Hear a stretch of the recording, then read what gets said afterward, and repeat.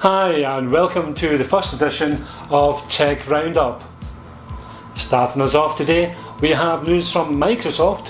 Microsoft have previewed their follow-up to Windows 7.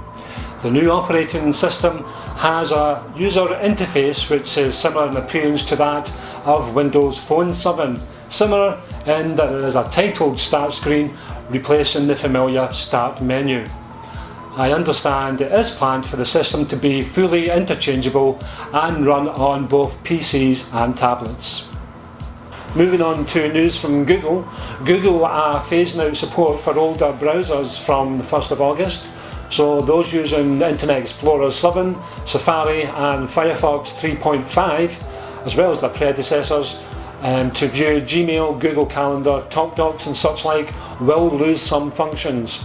Google warned that eventually these web services will stop working for those browsers.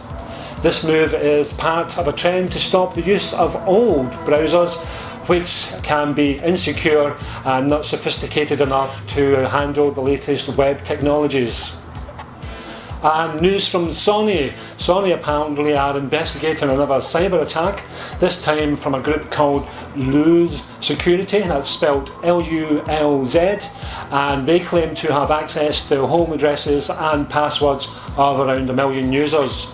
They claimed also the details were stored by Sony in an unencrypted and plain text format. This follows the hack back in April on Sony, where around 77 million users had their details accessed.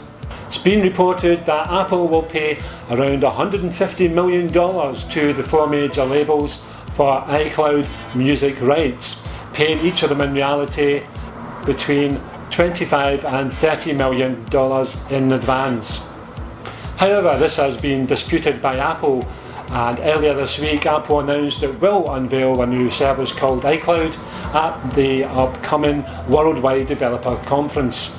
iCloud is expected to offer users a means of storing their iTunes purchase songs on Apple servers so users can access their collection on web-connected services. In a report issued this week, the International Agency for Research on Cancer has said that it now lists mobile phone use in the same category as lead, petrol engine exhaust and chloroform.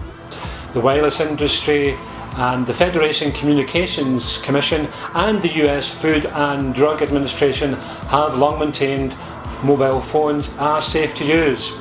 The CTIA Wireless Industry Trade Association in the US was quick to point out, however, that the report did not actually say mobile phones definitely cause cancer. I hope you've enjoyed this first edition of Tech Roundup, and I'll see you again soon. Thanks. Cheers for now.